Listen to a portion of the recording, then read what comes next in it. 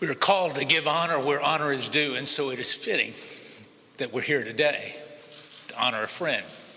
He's called a number of things, father, husband, friend, chairman. For me, I was privileged enough to be able to call him a dear friend. Some have classified it as an unexpected friendship, but for those of us that know Elijah, it's not unexpected or surprising.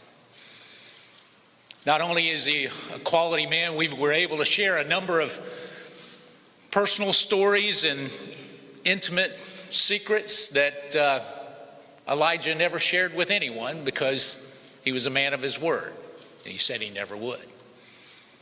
And yet, through the tears of the past few days, I'm reminded of one particular conversation because of who Elijah is.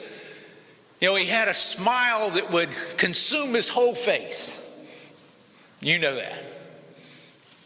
But he also had eyes that would pierce through anybody that was standing in his way. And he reminded him not too long ago of a quip that he made. He said that Darrell Issa was going to make him famous. And I reminded him that he is not defined by other people. He's defined by the character of his heart, the honesty of his dialogue, and the man that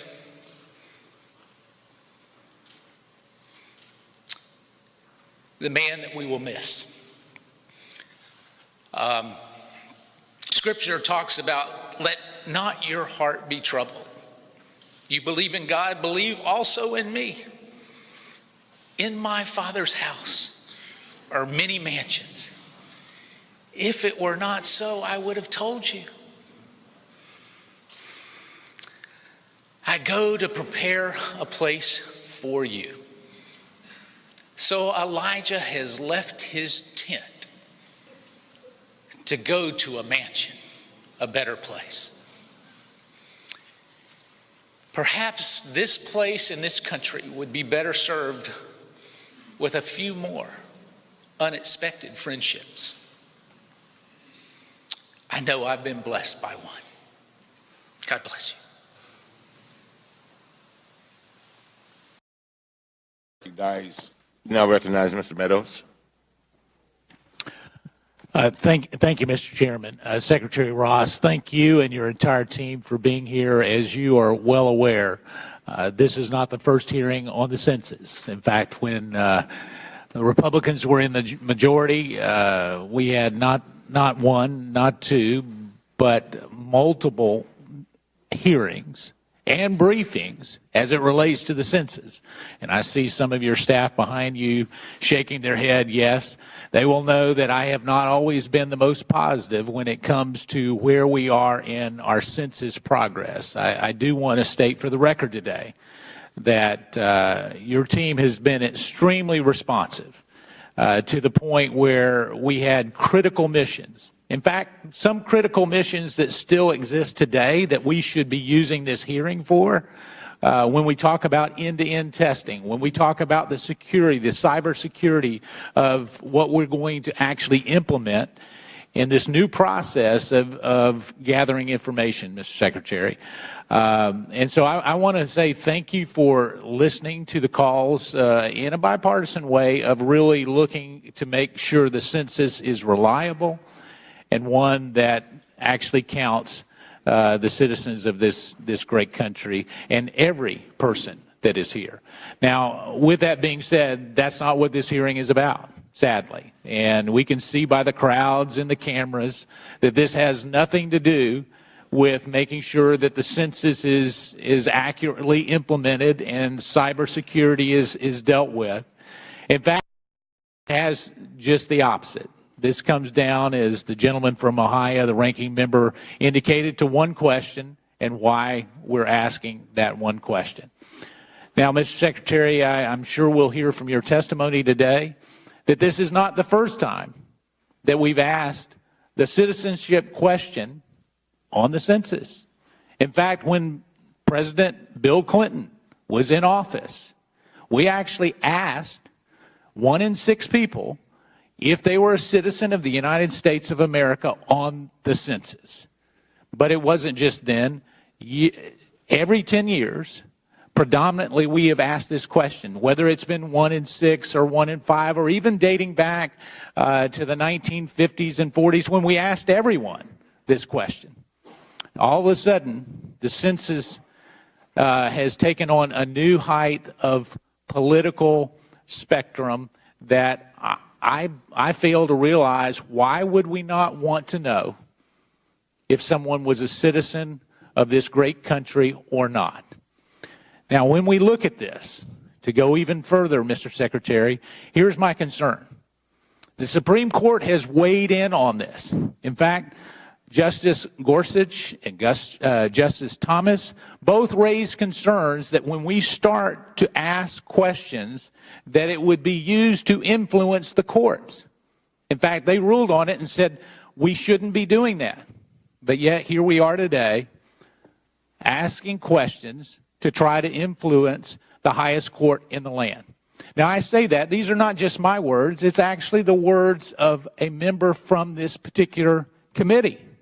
A member from this committee actually said, and I quote, that he hopes that the testimony today, quote, that the courts can use it, close quote. Now, if we're setting up a hearing today to try to bypass what the Supreme Court has already ruled on, and yet we're thinking that we're going to do this in the name of being great supporters of the Constitution, that's not accurate, Mr. Secretary, and I'm troubled by that because it is very clear what the Supreme Court has asked.